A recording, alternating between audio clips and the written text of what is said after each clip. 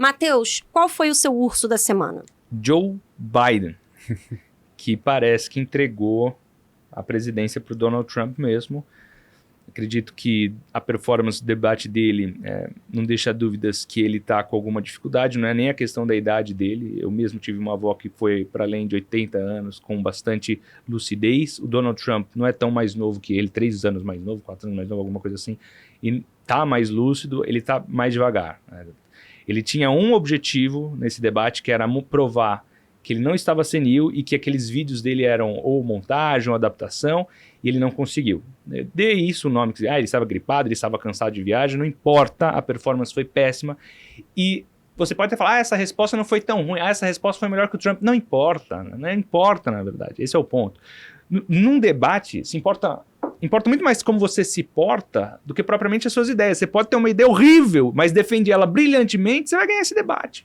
Entendeu? E o que aconteceu em grande parte com o Trump, né, que muitas vezes fugia das perguntas, muitas vezes falava, mentia, mas não teve jeito. Ele atacava o Joe Biden ficava inofensivo, a cara de perdido do Joe Biden. Então passou uma impressão muito ruim, me parece que os republicanos vão levar, e os democratas entraram em modo contenção de danos. Quanto tempo eles vão levar para substituir o Joe Biden, né, que me parece o caminho mais plausível hoje, tá?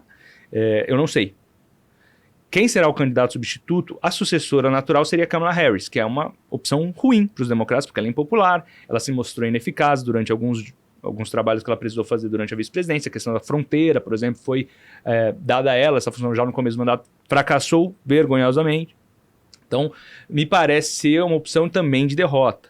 Gavin Newsom, governador da Califórnia, difícil também. É um cara visto como muito radical, muito à esquerda. As pessoas não querem isso. Joe Biden antes era visto como uma pessoa mais moderada, serena. Ele sempre foi centrista dentro do Partido Democrata. E ninguém vai acreditar que um homem de 80 anos vai ser tão radical assim. Então essa era a ideia anteriormente. Não conseguem substituir ele bem. Não tem muita alternativa a não ser eles.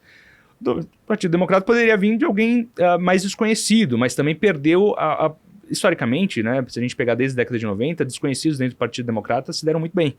Clinton e Obama eram desconhecidos até as primárias, só que eles tiveram o tempo das primárias até eleições para se preparar. Ninguém conhecia um deputado estadual que virou senador há menos de 2 anos em 2008, mas se tornou o presidente Obama. Ninguém conhecia o governador da Arkansas em 91, né, que eram as primárias, mas em 92 ganhou a eleição Bill Clinton.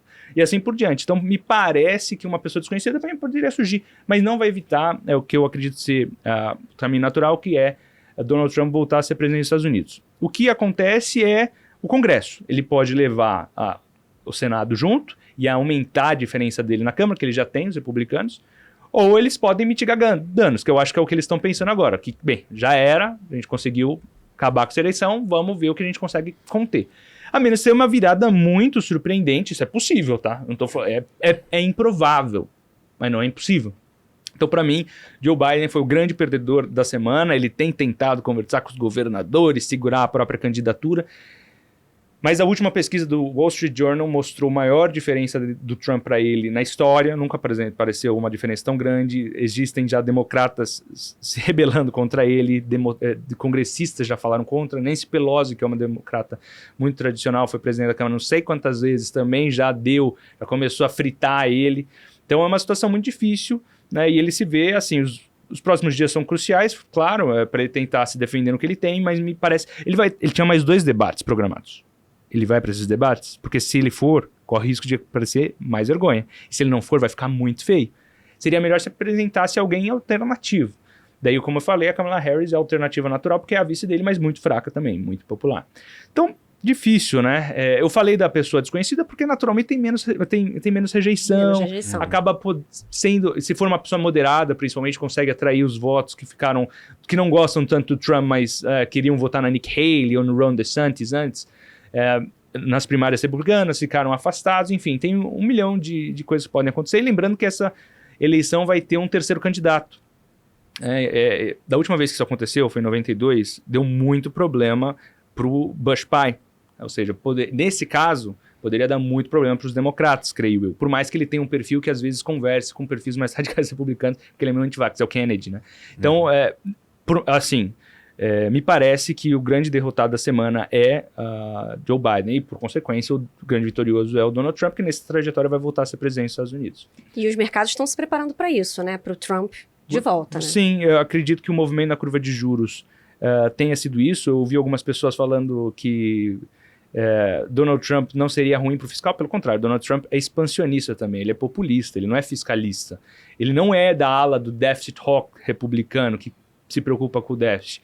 O déficit na era Trump, por conta de... Só que é um déficit diferente do Joe Biden. Déficit de Joe Biden é gasto público. Déficit do Donald Trump é redução de imposto. Em termos de redução de imposto, ele teve muito a expansão do déficit público. É que ele pegou a pandemia, então proporcionalmente ele vai gastar muito, mas o Joe Biden gasta pra caramba também. Gasta que nem gente grande. Os dois são gastões. Essa é a verdade. Só que o Donald Trump tem um déficit de origem diferente. É natural que, se não há uma resolução do déficit, ele se mantém nesse patamar elevado ou se ele se amplia, você coloca mais prêmio na curva de juros. Foi o que aconteceu no yield curve, pelo menos, num curto espaço de tempo. Isso vai sendo normalizado ao longo do tempo. E daí tem a percepção do landslide, né? Que se ele levar o Congresso inteiro e mais a Casa Branca, daí ele teria mais espaço para fazer as medidas dele. Aí traria mais preocupação, né? Traria essa preocupação. Eu não acho que também os Estados Unidos não tenham solução, né? A principal economia do mundo, eles conseguem arrumar a casa, mas vai precisar de um grande esforço e que parece que nenhum dos dois candidatos está preparado para apresentar uma solução fiscal.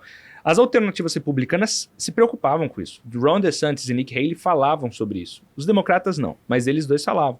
Não foram escolhidos. Então, por isso que existe esse apelo também dos moderados por alguém que talvez traga uma maior responsabilidade fiscal, mas não acredito isso acontecendo. Então, parece que a trajetória é mais pela manutenção, pelo menos nos próximos anos, desse déficit público americano, que é preocupante estruturalmente. Não sou eu que estou falando, é o FMI que está falando, é o Banco Mundial que está falando, é o Jeremy Powell nessa semana no evento em Sintra que está falando. Então, me parece que é algo que os mercados vão continuar se preocupando. Teve um grande estresse por conta disso no ano passado, bastou mudar o vencimento do Treasury que estava financiando o Tesouro para estressar bastante o mercado. Entre agosto e outubro, um dos motivos foi esse, inclusive. Fez com que várias autoridades chamassem a atenção, Druckenmiller, Ray Dalio, etc. Isso pode voltar.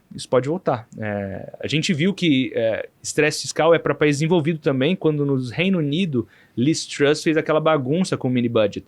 Então, é um assunto para os Estados Unidos também, mas não vai ser tratado agora, não vai ser solucionado, mas vai para os preços, certamente.